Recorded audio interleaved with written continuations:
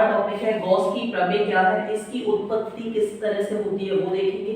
इससे पहले हमने अक्षीय स्थिति में वैद्युत क्षेत्र की तीव्रता ज्ञात करना और निरक्षीय स्थिति में सीखा था, तो वो वाले लेक्चर जिन बच्चों ने भी नहीं देखे वो चैनल पर जाकर देख सकते हैं।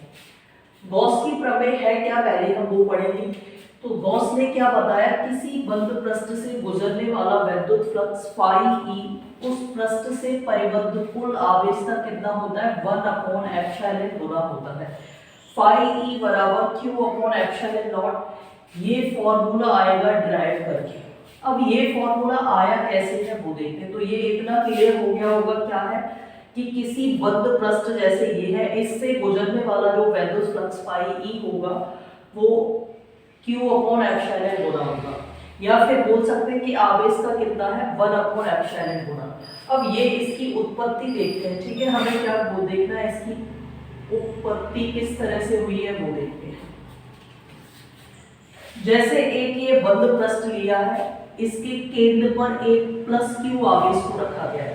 तो आवेश रखेंगे, यहां से देखो r डिस्टेंस पर एक बिंदु P है और इससे छोटे से भाग में डिवाइड कर दिया है। तो यहां से गुजरने वाला वैद्युत फ्लक्स देखेंगे। तो अभी जो हम कितने क्षेत्रफल से गुजरने वाला वैद्युत फ्लक्स देख रहे हैं, केवल dA क्षेत्रफल से, ठीक है। ये जो क्षेत्रफल है इसको क्या नाम दिया है, dA क्षेत्रफल से गुजरने वाला वैद्युत फ्लक्स देखेंगे। तो यहां से देखो बिंदु P की दूरी कितनी है, r है, और ये वैद्युत क्षेत्र की तीव्रता इसी डायरेक्शन में है और वेक्टर मतलब क्षेत्रफल वेक्टर भी इसी डायरेक्शन में है। इन दोनों के बीच में कितना कोण बन रहा है, थीटा। यहाँ पर घन कोण है जिसे d ओमेगा बोला गया है। तो इतना क्लियर हो गया, ये तो मैं माना में लिखना है। अब हम देखते हैं क्या देखेंगे, dA क्षेत्रफल से गुजरने वाला वैद्युत फ्लक्स देखना है।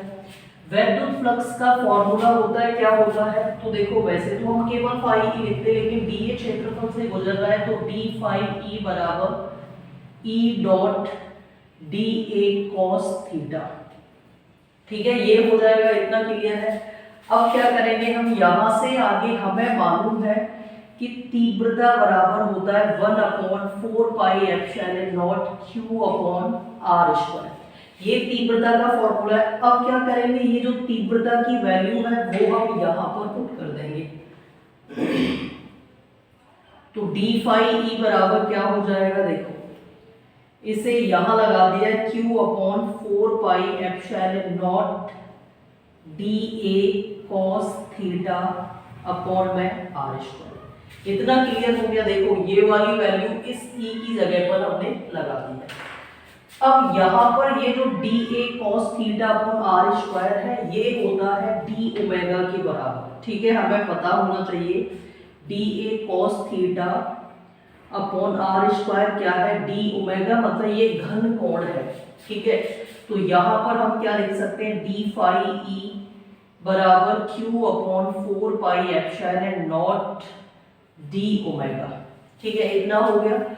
अब ये हमने केवल dA क्षेत्रफल से गुजरने वाला वैद्युत फ्लक्स देखा था। अब हम क्या बोलेंगे, संपूर्ण क्षेत्रफल से गुजरने वाला फ्लक्स, ठीक है, ये हमें देखना है। तो ये फिर क्या हो जाएगा, फाई ई बराबर, एक मिनट मैं चेक कर देती हूँ ये दिख रहा है या नहीं दिख रहा,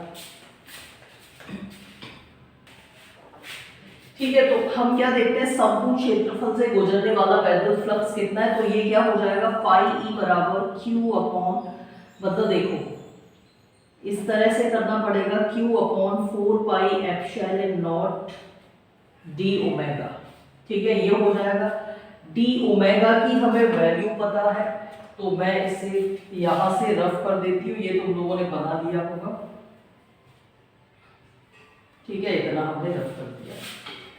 तो यहां पर हमने क्या किया है, d ओमेगा बराबर होता है, क्योंकि हमें मालूम है d ओमेगा बराबर होता है 4 पाई, तो इसकी जगह क्या रख देंगे, फाई ई बराबर q/4 पाई एप्सिलॉन नॉट, और यहाँ d ओमेगा की जगह क्या रखना है, 4 पाई। 4 पाई से 4 पाई कैंसिल हो जाएगा, तो फाई ई बराबर कितना आएगा, फाई ई बराबर क्या आ जाएगा, q/एप्सिलॉन नॉट, और यही हमें सिद्ध करना था। तो ये क्या है, गॉस की प्रमेय को ज्यादा टफ नहीं है, बहुत सिंपल वे में इसको बताया। क्या करोगे, देखो सबसे पहले एक कोण मतलब पृष्ठ लेना है, जो कि मैंने डायग्राम बनाया था वो आप देख लेना। तो डीए क्षेत्रफल से गुजरने वाला वैद्युत फ्लक्स देखना है। तो डीए क्यों लिया है, इसी वजह से हमने डी फाई मतलब ये सूक्ष्म क्षेत्रफल है, तो डी फाई बराबर क्या हो गया, E dot D a, cos theta दोनों के बीच में एंगल बन रहा था। फिर आगे जो ई की वैल्यू हमें मालूम थी कि ई बराबर Q upon 4 pi epsilon not होता है आर स्क्वायर, तो ये हमने उसकी वैल्यू रख दी है। यहाँ पर हमने इस तरह से सेट कर दिया कि d a cos theta upon r square लिख लिया है। अब ये जो d a cos theta upon r square d omega के बराबर होता है। फिर हमने क्या किया, संपूर्ण क्षेत्रफल से गुजरने वाला वैद्युत फ्लक्स देखा है, तो फाई ई होगा वो, ये डी फाई ई था, ये क्या होगा केवल फाई ई। डिफरेंशिएशन इसका किया है q upon 4 pi epsilon not D omega. D omega की वैल्यू कितनी होती है 4 पाई, वो यहाँ पर रख देंगे तो इस तरह का फॉर्मूला मिलेगा। तो आप लोग इसको आसानी से कर सकते हो।